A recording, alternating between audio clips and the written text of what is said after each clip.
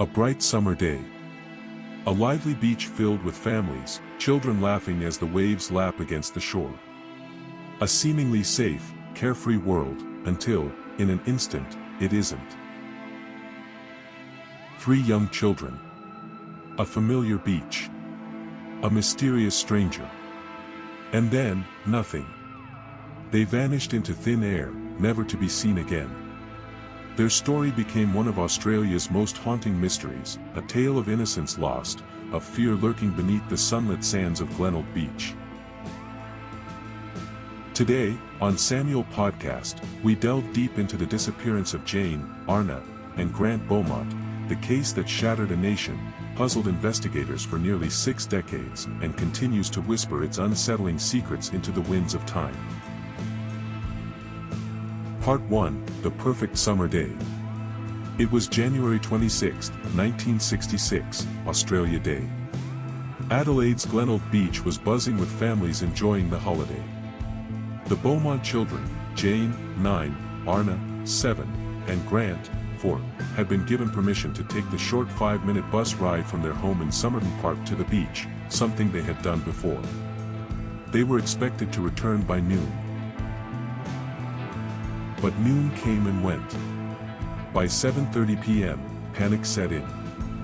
Nancy and Jim Beaumont, the children's parents, were calling the police. Their 3 beautiful children had seemingly vanished off the face of the earth.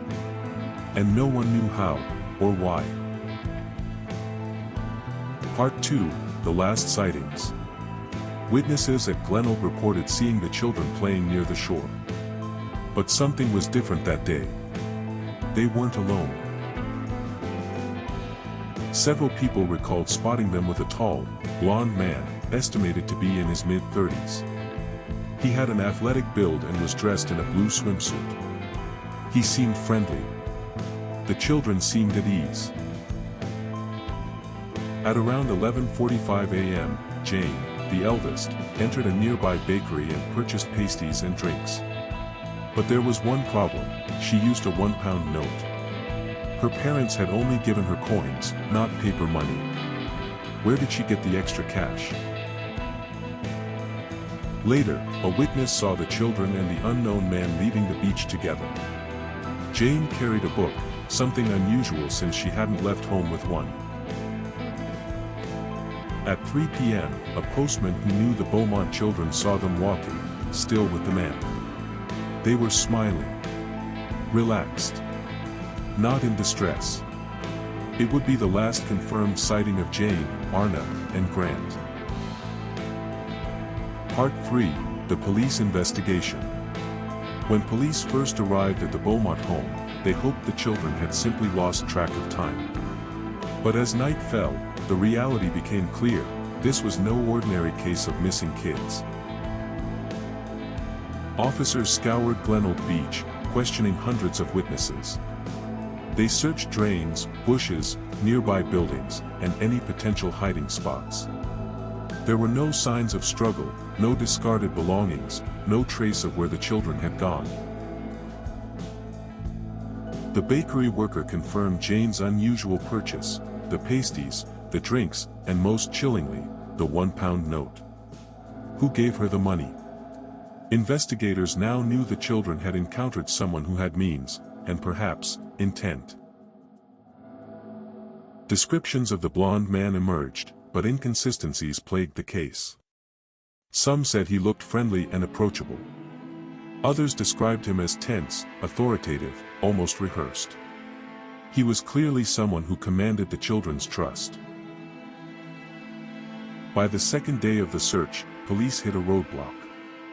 Without forensic evidence, they had nothing but a collection of sightings. Desperate, they called in criminal profilers. They determined that if the abductor was someone unknown to the children, he likely spent time grooming them, perhaps seeing them at the beach on prior occasions, gaining their trust before luring them away. Then came the most troubling theory. What if the abductor wasn't a stranger at all? Part 4, The Suspects and Their Alibis. Over the years, numerous suspects have emerged. Some names have appeared over and over: casting long, dark shadows over the investigation. The first suspect, Bevan Spencer Vaughan Ingham. A known child predator operating in Adelaide during the late 1970s and 1980s, Vaughan Ingham was convicted of the 1983 murder of a teenager and suspected of several other child abductions.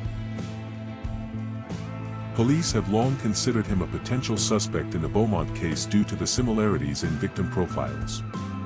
However, Vaughan Ingham would have been in his early 20s in 1966, younger than the witness's description of the mystery man. Additionally, no direct evidence connects him to the case. Alibi: no verifiable records of his whereabouts on the day of the abduction exist, but police found no hard evidence linking him to the crime. The second suspect, Arthur Stanley Brown. A man suspected of abducting and killing two young girls in 1978, Brown bore a striking resemblance to the police sketches of the Glenelg suspect. His history of violence against children made him a person of interest, and some theorists believe he could have been active much earlier. Alibi: Brown was not officially investigated for the Beaumont case, and no concrete link was established. The third suspect, Max Stewart. A convicted child sex offender, Stewart was active in the 1950s and had a history of luring children away from public places. His criminal record made him a viable suspect in the disappearance of the Beaumont children. Alibi: Stewart was imprisoned at the time of the abduction, ruling him out.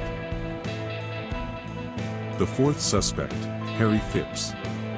Phipps was a wealthy Adelaide businessman with a disturbing history of abuse allegations. His own son claimed he matched the description of the Glenelg suspect and suggested he may have buried the children on his property. In 2013, police excavated land near Phipps' former factory based on this tip. The search turned up nothing. Alibi: no official record of his whereabouts on the day of the abduction exists, but no conclusive evidence ties him to the crime. Part 5: The Unsolved Mystery. Decades have passed. No arrests. No bodies found. The case remains open. Some believe the children were buried somewhere, hidden away in an unmarked grave. Others theorize that they were taken out of the country, sold into a human trafficking ring. But the truth? It remains elusive. One thing is certain: the disappearance of Jane, Arnna, and Grant Beaumont changed Australia forever. It shattered the nation's trust in its own safety, leaving scars that still linger to this day. Before we wrap up tonight's episode, I leave you with this question. If the Beaumont children were alive when last seen at 3 p.m., walking with their mysterious companion, what happened in the hours that followed? Could there be a witness, someone still alive today, who holds the missing piece of this chilling puzzle? Let me know your thoughts in the comments below. What do you believe happened to the Beaumont children? Thank you for listening to Samuel Podcast. Stay safe. Stay curious. And remember, some mysteries refuse to stay buried.